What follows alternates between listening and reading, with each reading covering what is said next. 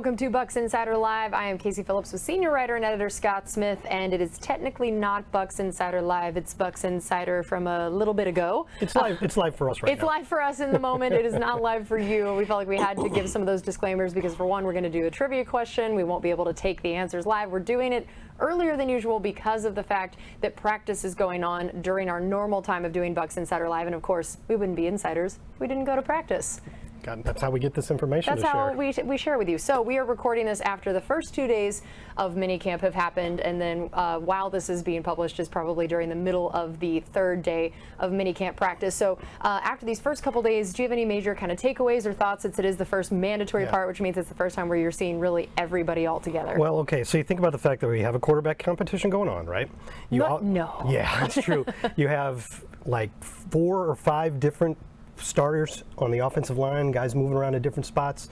You've got backfield that's kind of a little bit undecided in the post-Leonard Fournette area, and you've got a lot of young receivers to try to sort through behind your big three. So as the team is trying to make these evaluations, Todd Bowles is throwing everything in the kitchen sink at them on defense. Which you know he loves. Yeah, some of the guys like Ryan Neal was saying today, we're practicing blitzes that, or no, I think it was Rashad White. So we're seeing some blitzes that we probably won't even see the entire season. But he's just throwing every kind of defense at these offensive players. And you know, it hasn't been bad. There have been some back and forth. There's been some good red zone work for the offense in particular.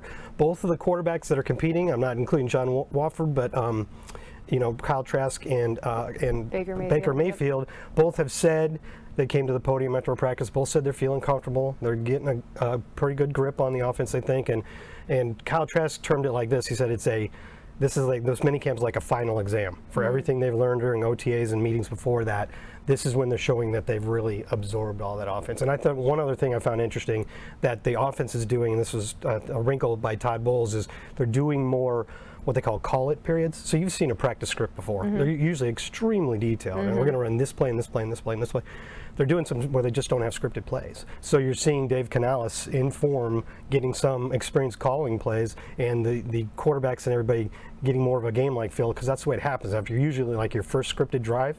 After that, you're making it up as you go. So they're doing a lot more of that this year, which I found interesting. Yeah, I think that seems like such a great strategy to be even more regular season ready as soon as you possibly can be. All right, well, as we said, we are still going to do our trivia question. We know we will not be able to shout you out here live on the show, but please still show your answer off. You know, get some credit from other people down there in the comments underneath the Facebook video. So tell us, what is our trivia question Well, I'm today? sorry that I didn't do one from the last 5 years. Yeah, I definitely didn't know this one. 100% did not know. And there's a reason that I did this particular one, because we're going to be talking about orange and white uniforms here pretty soon.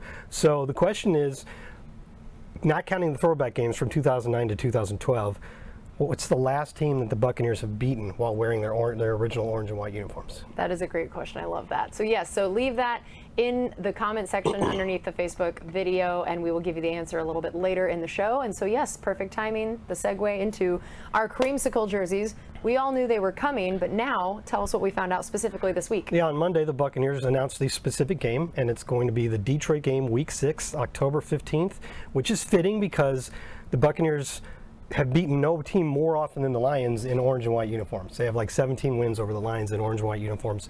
And of course, they were in the same division from 1977 through 1996.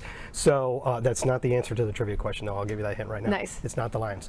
But they, you know, it's like, if you remember Barry Sanders, and it's like back in those days. So it's really cool. And as anybody who's been to the other, well, we're calling them Creamsicle games. Yes. But anybody that went to one of those from 2009 to 2012 knows that it's not just the uniforms. You get those graphics like on that graphic there, on the video board elements, and you get the stadium decked out in orange and everything. So it's going to be really cool. Also, the new uniforms, which we have not unveiled yet, aren't the same ones as we wore from 09 to 012. So everybody's really excited. It felt like Levante David almost gave it away at the podium today. Yeah. And we all started going, no. So anyway, here's a couple facts about this. The first Creamsicle game the Bucs played was in 2009. A lot of Bucs fans might remember that because the Bucs were in the midst of a bad season, or 0-8, and they were playing a Green Bay team that would go on to make the playoffs, maybe even the NFC Championship game. And Josh Freeman makes his first start, throws 3 touchdown passes, and the Bucs get their first win of the year, 38-28. The last time they played a game was actually a loss to New Orleans in 2012. After that, there was a new rule where players could only have 1 helmet for the whole year. So until that rule got revised recently, we couldn't really do throwback games. And as I said before, our all-time record against the Lions is 28-31, and plus 1 win in the postseason in the 1997 season. And the Bucs have won their last 2 against Detroit. So I'm really excited about that game. It's going to be a lot of fun. It is going to be so fun. I cannot wait to see all of it because I, of course, haven't been here for any of the actual Creamsicle games. Oh, yeah, you're going to love it. I didn't get here till 2015, so I have yet to see any of the Creamsicle things with the Buccaneers. The whole stadium is so cool that day. So we talked a little bit about minicamp, and especially we talked about how there is a quarterback competition. Is there a chance there's also a kicking competition going on? There could be soon.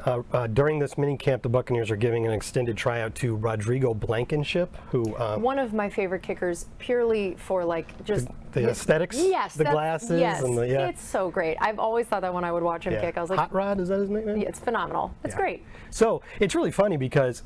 Well, okay, to continue that thought, the Buccaneers do have an open roster spot. They could sign Blankenship at the end of this mini camp, and Coach Bowles was asked about him and said he's kicked a lot in the regular season, and they don't want Chase McLaughlin, who they signed back in March, to kick every single day, so they want another leg, and he would provide competition. So it sounds like there's a decent chance if he performs well this week that they will sign him.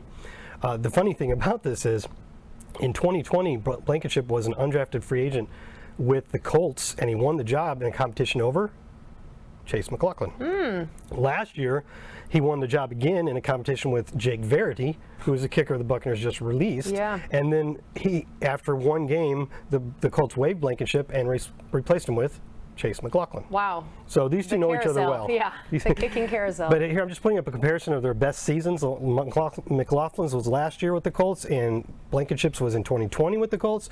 You can see they both, at their peaks, have had, and that's pretty recent too, have had some nice seasons there. I think the one thing that really jumps out at you from that page is McLaughlin's 9 for 12 from beyond 50 yards. So Blankenship didn't get as many opportunities last year, or in 2020.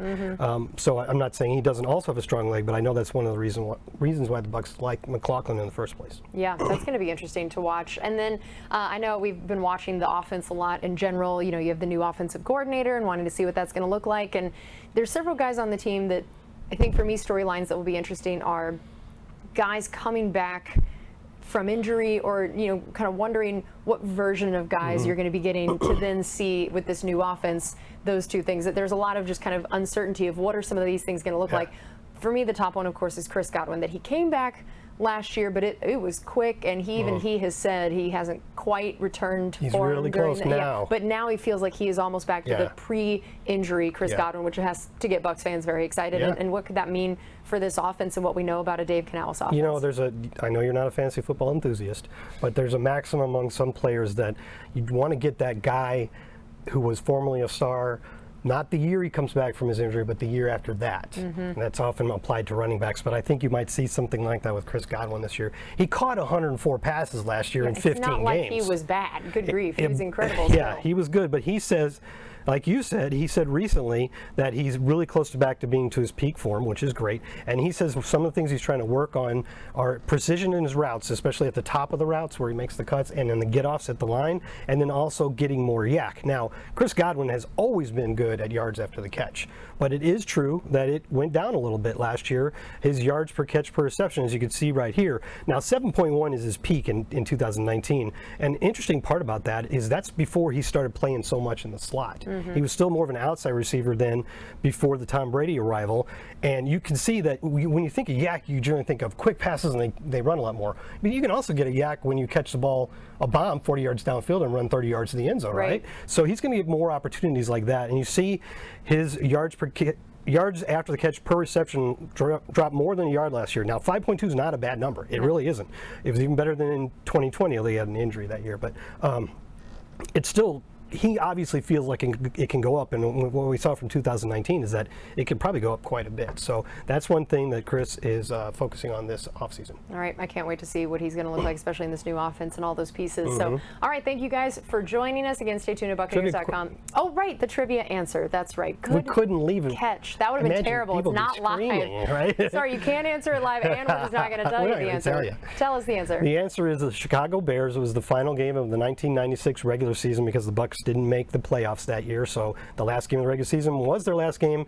They beat the Bears. I think I have a hard time reading it, but I think it's 34-18. And then next year, as we know, 1997, it started out in the red and pewter, had that 5-0 start, and the rest is history. That's great. I love it. All right. Well, thanks again for joining us, and we will see you next time where we can talk about that last little bit of mini camp and start looking ahead towards training camp. We'll see you then.